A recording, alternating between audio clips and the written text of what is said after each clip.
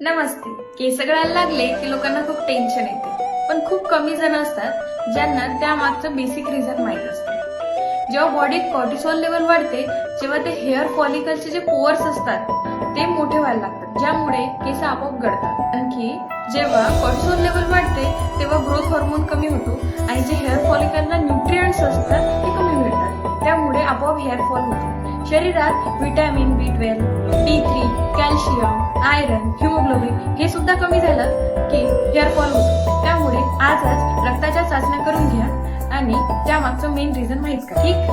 सोबतच रोज व्यायाम करणं पण महत्वाचं आहे, कारण त्यामुळे एंडॉर्फिन नावाचं हार्मोन सिक्रेट होत असते. बॉडीमध्ये हॉर्मोनल बॅलन्सिंग सुद्धा महत्वाचं आहे. त्यासोबतच आपण आहार कशा प्रकारचा घेतो ते पण महत्वाचं आहे.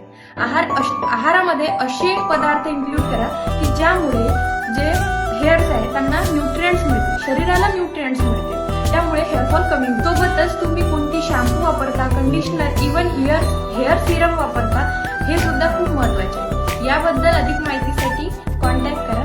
थँक्यू आणि कमेंट करा हेअरफॉल.